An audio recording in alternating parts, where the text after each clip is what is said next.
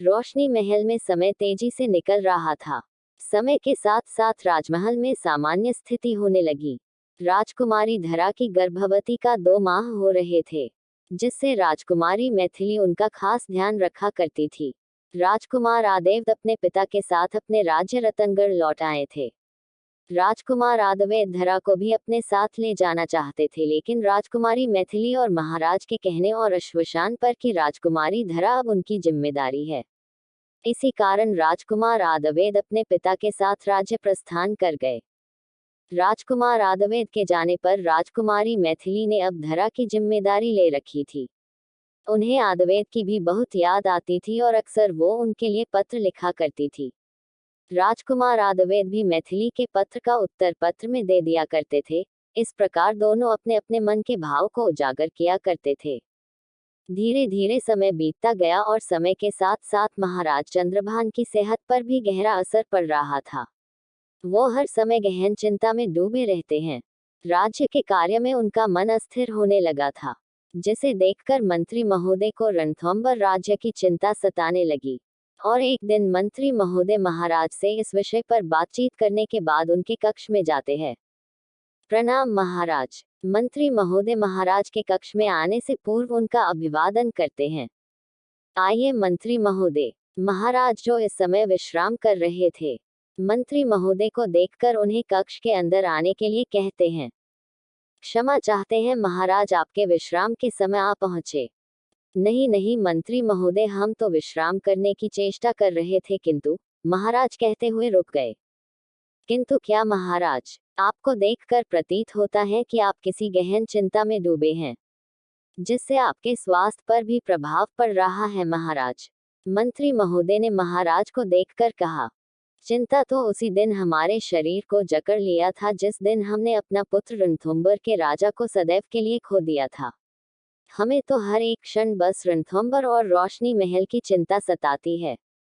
ऐसा कौन सा निर्णय लिया जाए मंत्री महोदय जो हमारे महल और रणथंभौर की प्रजा के लिए हित में हो? महाराज चिंतित स्वर में बोले। आप उचित कह रहे हैं महाराज। इस विषय पर हम आपकी राय जानना चाहते थे। तो फिर रणथंभौर का आगामी राजा कौन होगा महाराज? मंत्री के बात पर महाराज ध्यान से सुनकर सोचने लगे। मंत्री जी आगे कहते गए। प्रतियोगिता को ध्यान में रखकर राजकुमार पृथ्वी, किंतु अब तो राज सिंहासन पर राजकुमार उदय का अधिकार हुआ और फिर हमें नहीं लगता है कि राजकुमार उदय राज्य का कार्यभार संभाल पाएंगे, क्योंकि उनका मन अधिक चंचल है। मंत्री की बात पर महाराज भी सहमत होते हुए अपनी सर हिलाते हैं। मंत्री महोदय ने आगे कहा। महाराज, ऐसे में अगर देखा जाए तो राजकुमारी मैथिली इन दिनों महल का कार्यभार वही संभाल रही है। राजकुमारी धरा की देखरेख आपकी और रानी कलावती की सेहत के ध्यान के साथ साथ महल के अन्य कार्य से लेकर जनकल्याण के लिए वो उचित निर्णय लेती है। आपने तो देख ही लिया जब राजकुमार उदय और राजकुमारी धरा के विवाह के विषय में, हमें तो लगता है महाराज राजकुमारी मैथिली राज सिंहासन को अपनी सूझबूझ के साथ अवश्य संभाल पाएगी। मंत्री महोदय की पूरी बात महाराज सुनते हैं। उन्हें भी राजकुमारी मैथिली के लिए बहुत ही गर्व महसूस करते हैं, क्योंकि इन दिनों उन्हें महल या महल से बाहर का कुछ भी ध्यान नहीं रहा था। और तभी मंत्री महोदय फिर बोलना शुरू करते हैं। महाराज, किंतु एक समस्या है, राजकुमारी दामिनी। मंत्री महोदय जब दामिनी का जिक्र करते ही महाराज के चेहरा पर फिर से वही गंभीरता आ गई और देखते ही देखते उनका चेहरा तनावपूर्ण हो गया। मंत्री महोदय महाराज को इस प्रकार गंभीर होता देख उसने पूछते हैं। महाराज, क्या हुआ? आप फिर से चिंतित दिखाई देने लगे। मंत्री महोदय, हम इसी विषय पर फिर कभी बातचीत करते हैं, हमें थोड़े समय चाहिए महाराज, मंत्री महोदय से कहते हैं। और मंत्री महोदय महाराज में आए। अचानक से बातचीत यही स्थगित करने पर उन्हें सवालिया नजरों से देखते हुए उनके कक्ष से चले जाते हैं। मंत्री महोदय के कक्ष से जाने से ही महाराज खुद को चिंता में घेर लेते हैं। वो दामिनी के व्यवहार से भली भांति परिचित थे। वो राजकुमारी मैथिली को कभी राज सिंहासन के लिए योग्य नहीं समझती थी, अपितु वह इतनी अहंकारी है कि अपने समक्ष वो किसी को भी राज सिंहासन के योग्य नहीं समझती थी। उसे अपने अलावा किसी को भी राज सिंहासन के लिए मान्य नहीं होगा। और महाराज को इसी बात का डर सताने लगा था। यहाँ दामिनी दिन पर दिन और भी क्रूर बनती जा रही थी। राजकुमार पृथ्वी की मृत्यु का एहसास उन्हें रत्ती भर से भी नहीं था। वो ज्यादातर समय महल के बाहर ही रहती थी और जब महल में आती तो कालकोठरी में रह रहे दंडित मुजरिमों को प्रताड़ित और तरह तरह की यातनाएं देने का आदेश देती थी। दामिनी को उन दंडित मुजरिमों को यातनाएं देकर बहुत आनंद आता था। उसके चेहरे पर क्रूर हंसी रहती थी जो पूरे कालकोठरी में दहशत सी गूंज उठती थी। ये देखकर कालकोठरी के सेवक भी थर थर कांप उठते थे। उन सबको राजकुमारी दामिनी मानव के रूप में एक जानवर प्रतीत होती थी, किंतु दामिनी की डर दहशत के आगे वो एक शब्द भी नहीं कहते थे। दामिनी कालकोठरी के सेवकों को क्रूरता के साथ सख्त आदेश देती है कि कालथोरी में जो कुछ भी घटित होगा वो महाराज के कानों तक किसी भी हालत पर नहीं पहुंचनी चाहिए, और अगर किसी सेवक ने ऐसा दुस्साहस किया भी तो उसका सर धड़ से अगल कर दिया जाएगा। और इसी कारण सेवक कालकोठरी को लेकर बाहर एक शब्द भी नहीं कहते थे। यहाँ राजकुमारी मैथिली राजकुमारी धरा को लेकर खास ध्यान रखती थी, हमेशा उनके आसपास ही रहा करती थी। किंतु कुछ दिनों से रानी कलावती की स्वास्थ्य खराब रहने पर मैथिली उनकी देखरेख में व्यस्त रहने लगी थी, लेकिन अपनी दोनों दासी हेमा और लता को उनके साथ हर समय रहने को आदेश देकर जाती हैं। एक दिन राजकुमारी धरा महल में ही घूम रही होती है। उस समय हेमा और लता उसके पास नहीं थी। वो समय संध्याकाल का था और धरा अपने कक्ष से निकलती हुई महल के गलियारों में अकेली घूमने चली गई। उसे इस समय राजकुमार पृथ्वी की बहुत याद आ रही थी। वो अपने गर्भ में हाथ रखकर पृथ्वी को याद करके कहती हैं, राजकुमार पृथ्वी, आज आप हमारे साथ होते तो कितना सुंदर जीवन होता हमारा। हम आप और हमारी संतान। आपका इस प्रकार जाना हमें आप पर संदेह हो रहा है, जैसे अभी आप हमारे समक्ष उपस्थिति हो जाएंगे। हम हर एक क्षण आपको स्मरण करते हैं पृथ्वी। कहते हुए राजकुमारी धरा अपने गर्भ में हाथ रखे रो पड़ती हैं। अचानक से वो पीछे मुड़ने को होती कि तभी उसके पैर लड़खड़ा जाते हैं और वह गिरने को होती तभी दो जोड़ी हाथ उसे गिरने से बचा लेती हैं। आह! राजकुमारी धरा। ये राजकुमार उदय होते हैं जो सही समय पर आकर धरा को गिरने से बचा लेते हैं। धरा अचानक से हुए हादसे पर पूरी तरह घबरा जाती हैं। राजकुमार उदय आकर उन्हें सही समय पर संभाल लेते हैं, लेकिन धरा की घबराहट बढ़ती जाती है। वो बार बार अपने गर्भ पर हाथ रखे लंबी लंबी सांसें लेती हैं और अचानक से रो पड़ती हुई राजकुमार उदय के सीने से लग जाती हैं। राजकुमार उदय की धरा की घबराहट को दूर करने के लिए उससे बातें करने की कोशिश करता है, ताकि उसका ध्यान अभी हुए घटना से हट जाए। राजकुमारी धरा, कुछ नहीं हुआ है आपको, आप शांत हो जाए। हमारी संतान, उन्हें कुछ हुआ तो नहीं होगा ना? हम उन्हें खोना नहीं चाहते हैं। पहले ही हमने बहुत कुछ खो दिया है, अब और नहीं।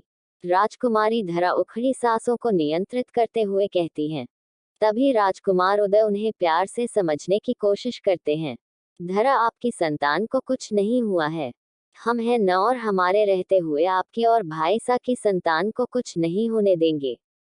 राजकुमार उदय धरा को संभालते हुए कुछ ऐसा कह गए जिन्हें न तो उन्हें इसका अंदाजा था और न ही धरा को। राजकुमारी धरा उदय के चेहरे को देखती रही।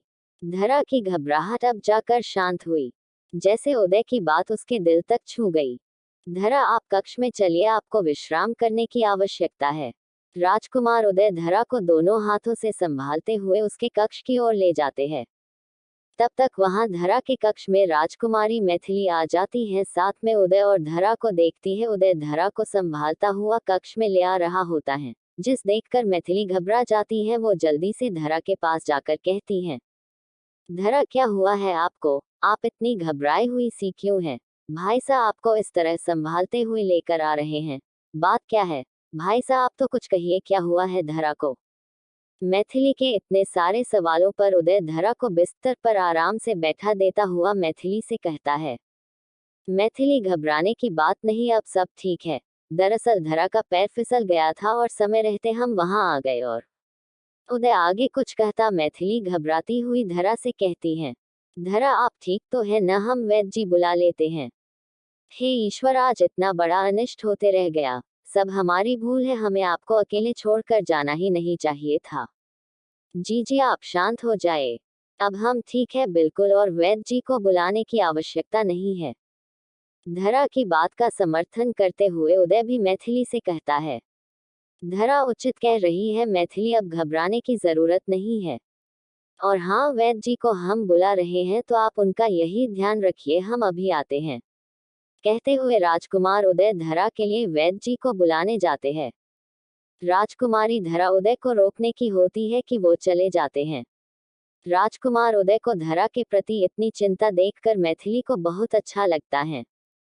ये राजकुमार उदय भी, न हमने कहा न हम बिल्कुल स्वस्थ है, फिर भी वो वैद्य जी को बुलाने चले गए। धरा रूठती हुई कहती है। तभी मैथिली धरा की ओर देखकर कहती है, क्योंकि भाईसा को आपके और आपकी आने वाली संतान को लेकर चिंता है धरा। आज अगर उदय भाईसा समय पर नहीं होते आपके पास तो पता नहीं हम स्वयं को कभी माफ नहीं कर पाते। मैथिली की बात सुनकर धरा उदय के विषय में सोचती है कि किस प्रकार उसने धरा को संभाला। उस वक्त जिस समय उसे एक जीवन साथी के साथ की जरूरत था। महाराज चंद्रभान कक्ष में चहलकदमी कर रहे होते हैं, वो इस समय अपने कक्ष में किसी के आने इंतजार कर रहे होते हैं।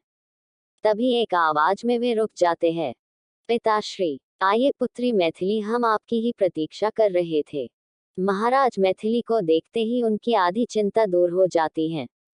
लेकिन मैथिली अपने पिता के चेहरे पर उभरी चिंता को भांप लिया था। पिताश्री, आप इतने चिंतित क्यों हैं? पुत्री, आपके पिता अब वृद्ध हो चुके हैं और अब हमें हर एक क्षण रणथंभौर की प्रजा के विषय में चिंता सता रही है। पुत्री, हम रणथंभौर के आगामी राजा के विषय में चिंतित हैं और हम चाहते हैं कि रणथंभौर के आगामी राजा आप बने। महाराज के कहते ही मैथिली हैरान होकर रह गई। पिताश्री, ये आप क्या कह रहे हैं? हम कैसे रणथंभौर के सिंहासन पर बैठ सकते हैं? उस पर तो दामिनी जीजी और उदय भाईसा का अधिकार है। मैथिली अपने पिताश्री महाराज के सामने आश्चर्य से कहती हैं, पुत्री, यहाँ बात अधिकार की नहीं, योग्यता की है।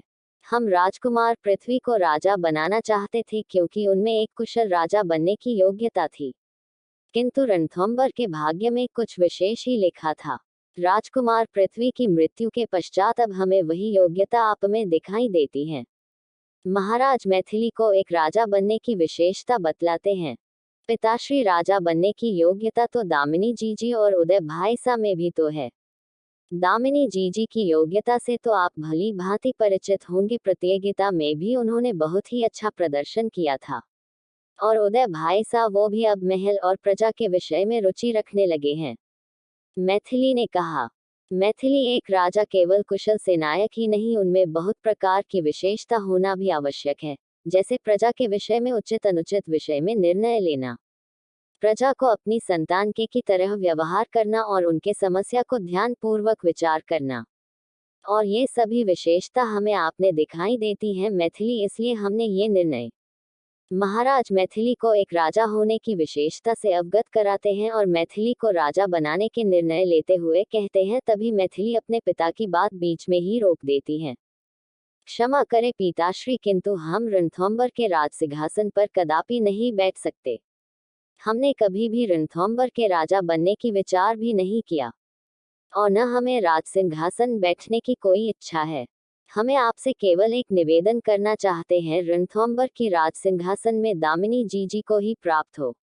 जीजी का ये स्वप्न हम कभी नहीं छीन सकते हैं। राजकुमारी मैथिली अपना अंतिम निर्णय महाराज के सामने रखती है, जिससे महाराज भी समझ चुके थे कि दामिनी की इच्छा के आगे मैथिली अपना अधिकार भी त्याग कर दे सकती हैं। महाराज कुछ क्षण के बाद गहरा उच्चावास लेते हुए कहते हैं, उचित है पुत्री, किंतु एक वचन आपको हमें भी देना होगा। रणथंभौर के राजा भले ही राजकुमारी दामिनी रहे, किंतु भविष्य में जब रणथंभौर की प्रजा और रोशनी महल के विषय पर दामिनी अनुचित निर्णय लेगी, आपको उस समय उनका मार्गदर्शन करना होगा। राजकुमारी मैथिली को अपने पिता की बात सुनकर कुछ आश्चर्य सा महसूस हुआ, जबकि वो अपनी जीजी दामिनी के निर्णय पर आंख बूंद कर भी भरोसा कर सकती हैं, लेकिन फिर उसके पिता उसे भविष्य के लिए आगाह कर रहे थे। मैथिली इन सब बातों को नजरअंदाज करते हुए अपने पिता को भविष्य के लिए वचन देती हैं। उचित है पिताश्री, हम आपको वचन देते हैं, भविष्य में हम जीजी का मार्गदर्शन अवश्य करेंगे। महाराज के चेहरे पर अब जाकर थोड़ी चिंता दूर हुई, लेकिन ये वो भी जानते थे उनकी ये राहत ज्यादा देर तक नहीं रहने वाली थी। तभी मैथिली कुछ सोचते हुए अपने पिता से कहती हैं, पिताश्री, हम आपसे राजकुमारी धरा के विषय में कुछ कहना चाहते हैं। हाँ पुत्री कहो, राजकुमारी धरा का स्वास्थ्य तो ठीक है ना? बहुत समय हो गया हमें उनसे मिले हुए। जी पिताश्री, धरा का स्वास्थ्य ठीक है, किंतु हम सबके होते हुए भी उनका एकाकीपन तो उनके जीवन में रह ही जाएगी। इसलिए हमने इस विषय पर धरा से बात करने की चेष्टा थी और वो उदय भाईसा से विवाह के लिए अपनी सहमति दे दी है। ये तो बहुत ही शुभ खबर है पुत्री। हम कल प्रातः ही राजकुमार उदय और राजकुमारी धरा के विवाह की सूचना रतनगढ़ में पहुंचाने का आदेश देते हैं। नहीं कल ही क्यों, हम आज ही सूचना पहुंचाना चाहिए। आखिर इतनी बड़ी शुभ सूचना में विलंब नहीं होनी चाहिए। महाराज चंद्रभान के चिंता भरी चेहरे पर मुस्कान छा जाती है। वो इतने खुशी में निर्णय ही नहीं ले पाते हैं। जी पिताश्री, जैसी आपकी इच्छा। मैथिली को भी अपने पिता के चेहरे पर इतने दिनों बाद खुशी देखकर अच्छा लगता है। अब मैथिली उनके कक्ष से जाने को होती कि तभी महाराज उन्हें रोकते हुए कहते हैं, पुत्री मैथिली, आपने सबके विषय में कितना ख्याल है, किंतु अपने मन की बात तो आपने कहा ही नहीं। कल रतनगढ़ में एक और सूचना पहुंचाई जाएगी, राजकुमार आदवेद और आपके विवाह की शुभ सूचना। कहानी जारी रहेगी। कहानी के बने रहने के लिए चैनल को सब्सक्राइब जरूर करें।